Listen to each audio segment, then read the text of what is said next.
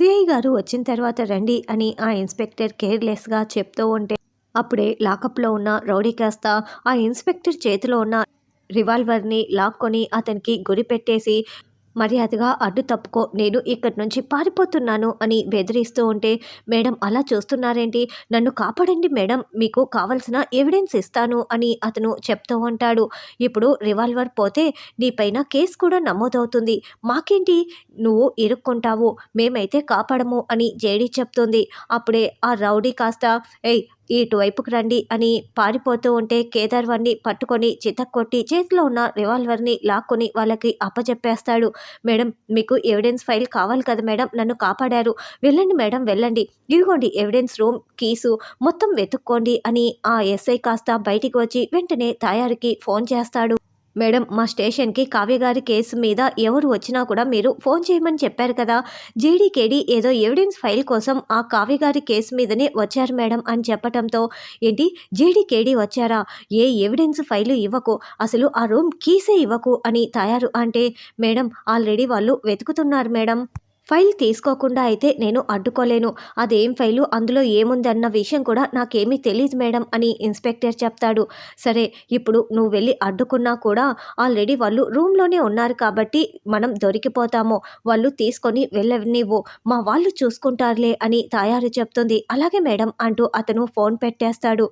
మొత్తం వెతికేశాము కేడి, అయినా కూడా ఎటువంటి ఫైలు దొరకలేదే, మరి అమ్మ ఇక్కడే దాచిపెట్టిందని మనకు క్లూ అయితే ఉంది కదా అని దాత్రి ఆలోచిస్తూ ఉంటుంది.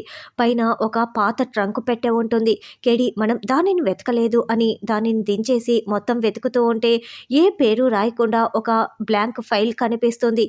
దీని మీద ఎలాంటి ఫైల్ నేమో రాయలేదంటే ఇందులోనే ఉండొచ్చేమోనని జేడి అంటే, ఓపెన్ చేసి చూస్తే తెలిసిపోతుంది కదా అని కేదార్ అంటాడు. ఇక ఆ ఫైల్ని ఓపెన్ చేసి చూడగా సీఎం మీద హత్యా ప్రయత్నం జరిగింది అన్న న్యూస్ ఒకటి ఉంటుంది. అప్పుడు కావ్యనే వెళ్ళి సీఎంని కాపాడిందన్న న్యూస్ కూడా ఉంటుంది.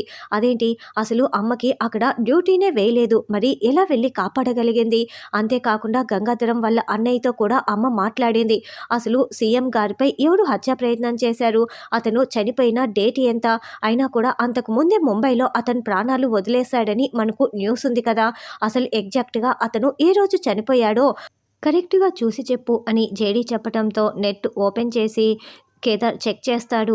జేడీ ముంబైకి ఒక కాన్ఫరెన్స్కు వెళ్తున్న దారిలో చనిపోయాడు అని కేదార్ చెప్పడంతో, ఒక సీఎం ముగ్గురు అధికారులు చనిపోయారంటే ఖచ్చితంగా నిధుల గురించే కాకుండా ఏదో కుట్ర జరిగింది, అదేంటన్నది కనిపెట్టాలని దాత్రి కేదార్ అనుకుంటూ ఉంటారు.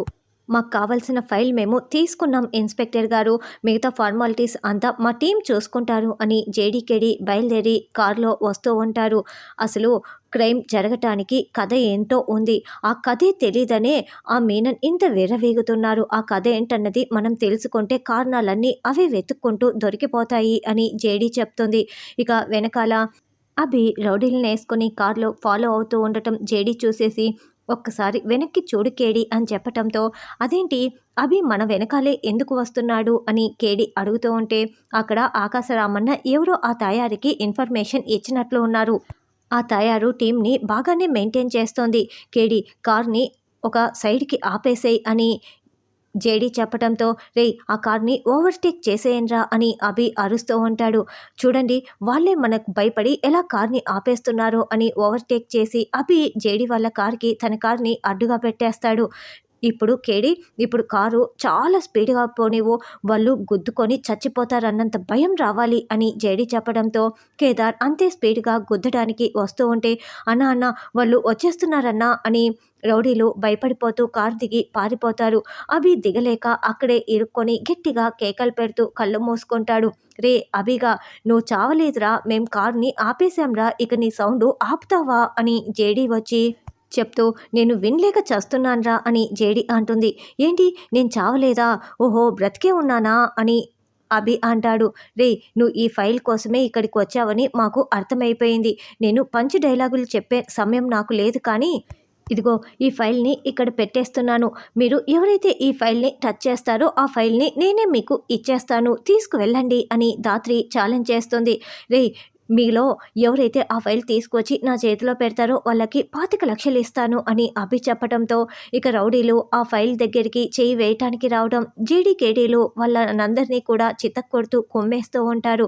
అయితే అభి ఈ మధ్యలో దొంగగా ఆ ఫైల్ తీసుకోవటానికి వెనుక వైపు నుంచి వచ్చి ఎస్ ఎస్ నా ఫైల్ దొరికేసింది అని అనుకుంటూ ఉంటే జీడీ వచ్చి అభి చేతిని గట్టిగా అడ్డుపట్టుకొని ఉంటుంది. ఈ లోపల దెబ్బలు తిన్న రౌడీలందరూ కూడా అక్కడి నుంచి పరుగులు పెట్టి పారిపోతాడు. ఏంటి స్పేస్ తీసుకొని నువ్వు దొంగతనం చేద్దామనుకున్నావా, ఇదా నువ్వు చేసేది అని జేడి వీపు చితక్కొడుతూ ఉంటుంది.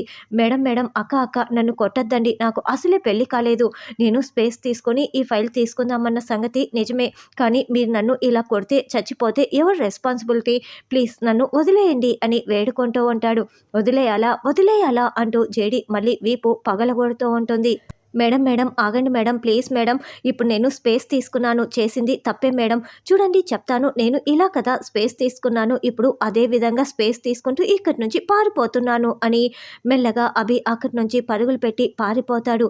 ఇక జేడి నవ్వుతూ తయారు, ఈసారి ఈ ఫైల్ మా చేతికి వచ్చింది కదా, దీంతో నీ కుర్చీ పదవి ఖాళీ అవుతుంది, చూస్తూ ఉండు అని జేడీకేడి ఇద్దరు నవ్వుకుంటూ ఉంటారు.